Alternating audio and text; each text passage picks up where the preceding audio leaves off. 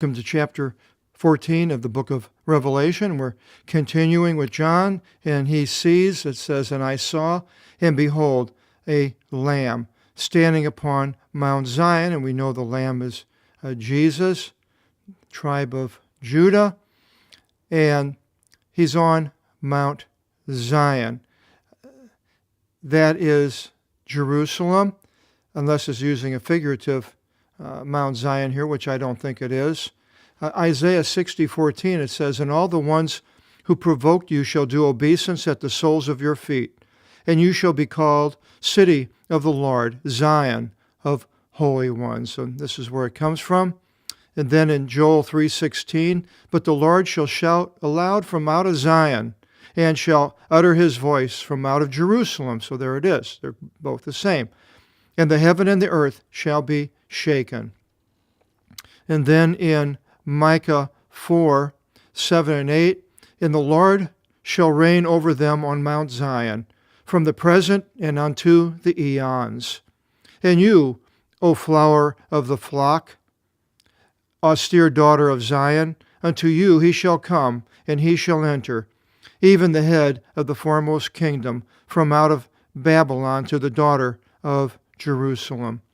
That's an interesting verse, Micah 4:7, "From out of Babylon," could be the Babylon, I think is the Jerusalem of the time of the beast, to the daughter of Jerusalem. The 144,000 mentions them in 7:4, all these tribes, the 12,000 from each tribe, and it mentions the tribes. You can go back. And so with him are these 144,000. This is before they were killed, I think, because it calls them the firstfruit, which means that they were taken somehow. And they have, having his name, that's Jesus, and the name of his Father being written upon their foreheads.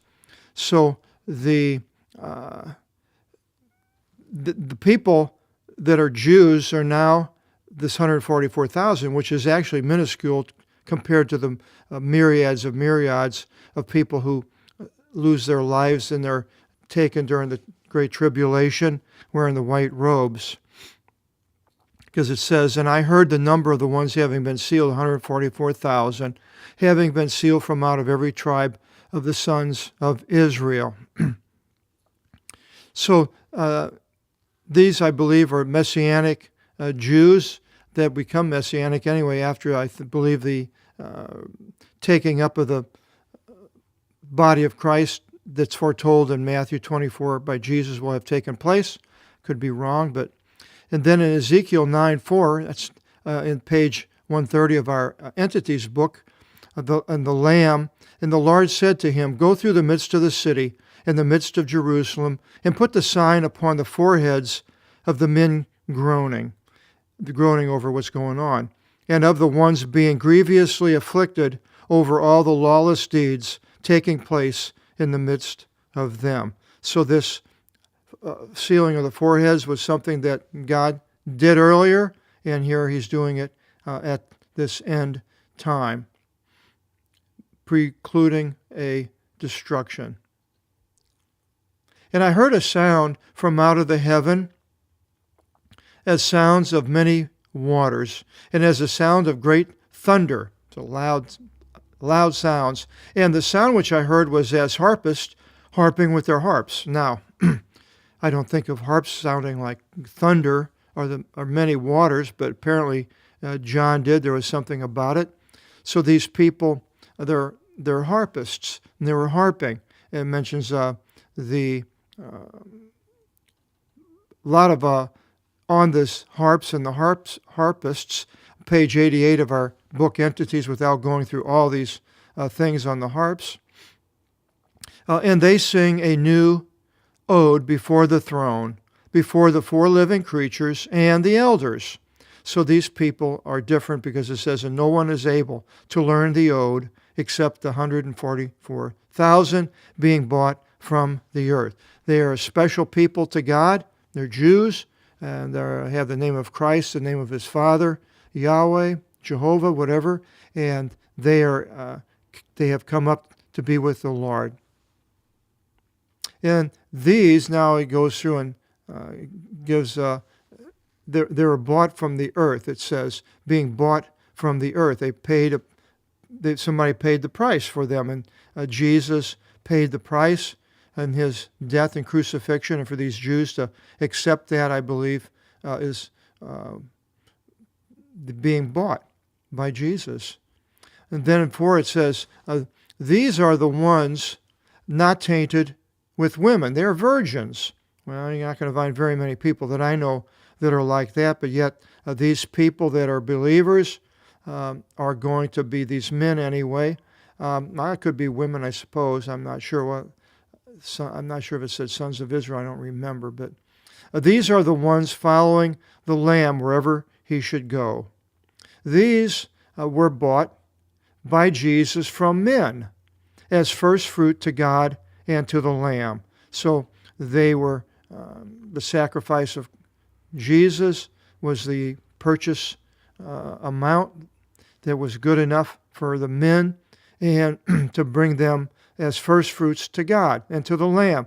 Apparently there will precede the myriads and myriads who are sacrificed during the tribulation period. But I believe they're after the people of the body of Christ, which it doesn't mention. There's no church mentioned here after the 7 churches. And in their mouth was not found a lie, for they are unblemished. So these were very special people to be virgins, and they didn't lie. And so not the average person on earth today. Maybe they see something and they have this special knowledge from God, and they are, I see on YouTube videos of people, a lot of Muslims have seen images of Christ come to them, and they have converted to Christianity. Maybe these Jews will have seen something. There was a famous Rabbi Katuri, who was an old man in his 90s, maybe close to 100, and all the Jews of Israel went to him for years and years. He was the top rabbi in Israel, or one of the top rabbis, and he said he saw the Messiah. He wrote it down on a piece of paper in a form that they would understand, and it wasn't to be open until a year after his death. And when he died, it was like 1 million people came to his funeral, the Jews, Hasidic Jews and others. And so then with the year they opened it up, and the way it was written for the Hebrews or the Jews to know what it was I forgot the word, but basically the first letters of all the words came out to Jesus, or Yeshua, Jesus. So maybe these people, these Jews at this time, will have a special relationship with somebody or God that they will know that he is who he said he was. And now we go into all these angels. There's, I believe, six angels it mentions here in this chapter, and it says, "And I saw another angel flying in mid-heaven." That's probably the sky, our sky, having the eternal good news to announce good news for all the ones being settled upon the earth, and unto every nation and tribe and language and people. So this first angel is announcer. He's announcing to the people on the earth the good news of that's good Jesus Christ. So even after the period of the tribulation or what's going on, they are being announced the good news by an angel here, saying with a great voice, "Fear God and give to him glory." Exclamation, in the imperative, "For the hour of his judgment came. And do obeisance to the one having made the heaven and the earth and the sea and the springs of waters." Another imperative. So give him glory and do obeisance, be on your face, down on the ground, to the one having made the Creator. It made everything. And another angel, a second, followed, saying, is fallen, Babylon the Great." This is an announcer who is announcing that Babylon, and I believe Babylon is Jerusalem during the time of the beast, is fallen from out of the wine of the wrath of her harlotry. She has given all the nations to drink. When the beast comes and rules in Jerusalem, he will have all types of nefarious things that he will be doing, and giving all the nations to drink of the harlotry of basically someone who's not God, not Jesus. He may say he is, but he's not. In verse 9, it continues, and another angel, a third, followed them, saying with a great voice, if any does obeisance to the wild beast and his image, the icon, and receives the haragma, the imprint upon his forehead or upon his hand, even he shall drink from out of the wine of the rage of God, being mixed undiluted in the cup of his wrath. So this is an angel who is announcing the rage of God. And he shall be tormented by fire and sulfur before the holy angels and before the Lamb. Ooh, wow.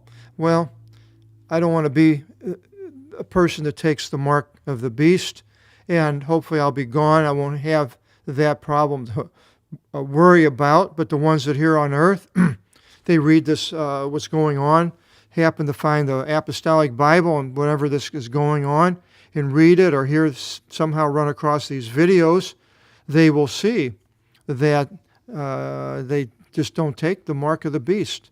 Because if you take the mark of the beast, you may live for a while, but then you will eternally, aeonially be in outer darkness.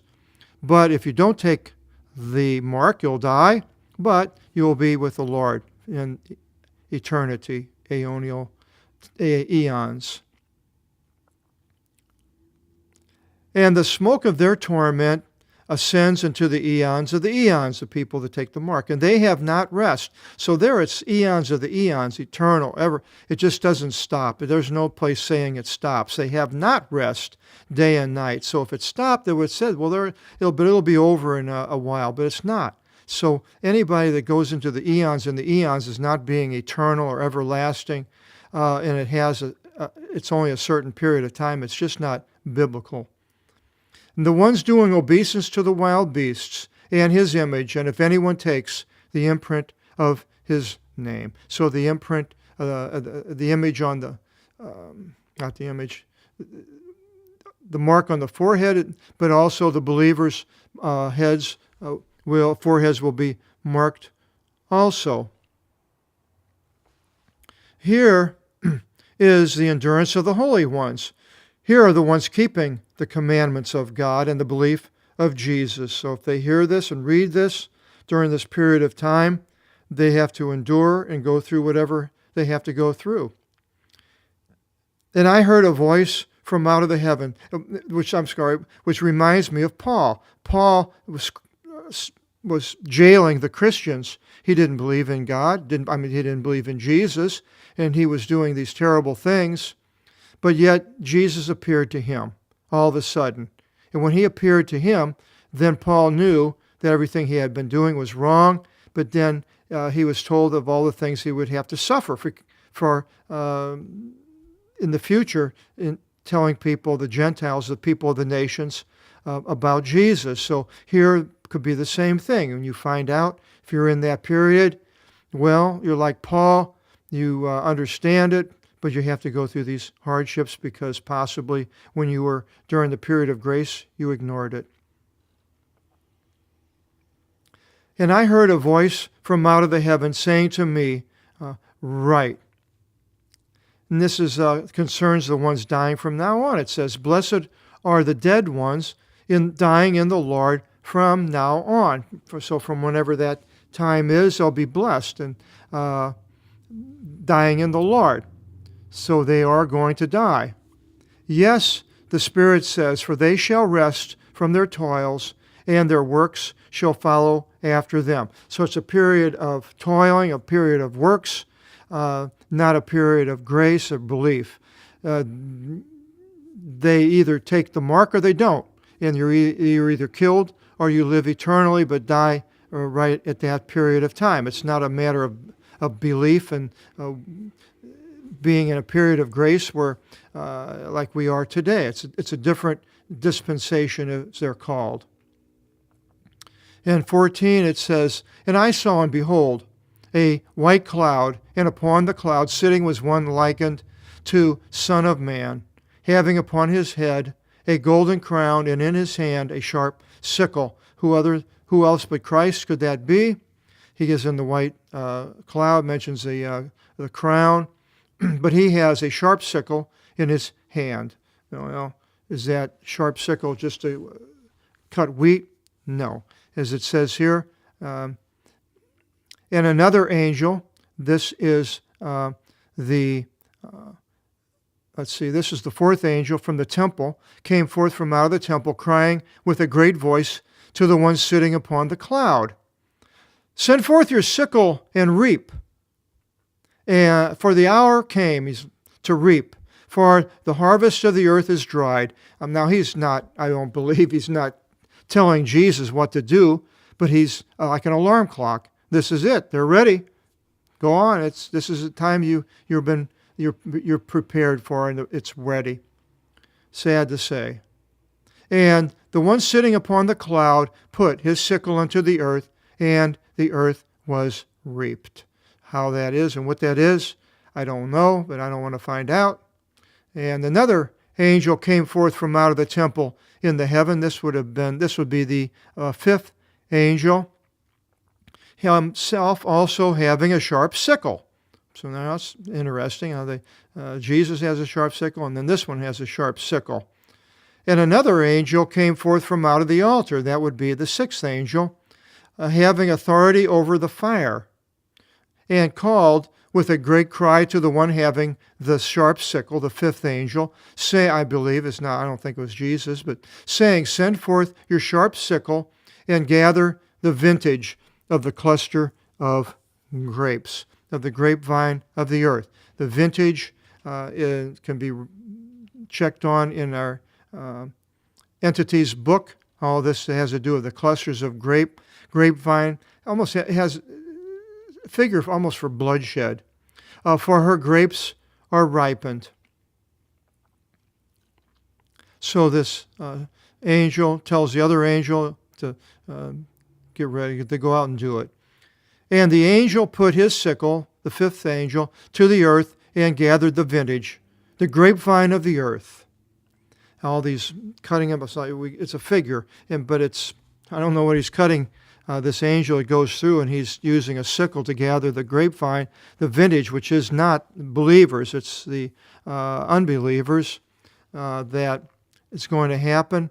And this image of a grapevine and wine, "and he cast into the wine vat of the rage of the great God." So there's the wine vat of the rage. So these people are going to be squashed. Like that's what a wine vat does. It squashes people. It's cut and then they're being squashed by the figure of the great God. Great God is unhappy, and God is unhappy with the people of the earth, and he is going to, it says, "and the wine vat was trodden outside the city." That's interesting. Outside of the city. What city? Babylon, or now Jerusalem again, hopefully. And just as Jesus was sacrificed outside of Jerusalem, so will all these people. "And came forth blood from out of the wine vat as far as the bridle of the horses." Now, I'm not exactly sure what that figure is, but the blood, we understand, came out from the wine vat. So apparently at the wine vat at the bottom, they had openings and they were able to fill bottles with the vintage wine, and is coming from as far as the bridle of the horses. Now, it could be like being slain with the sickle and the splashing up on the horses real high. But the idea is there's a lot of bloodshed. From 1,600 stadiums, a length that is given, and I will go into the next chapter, and I'll bring out a little bit more on this 1,600 stadiums. The next chapter, 15, we get these angels continue, and you see here it goes into the 7 calamities, and hope you'll join us in chapter 15 as we continue this fascinating book of Revelation, this book of warning, and this book of tremendous hope and vision of a better place and time to the ones that love God. God bless.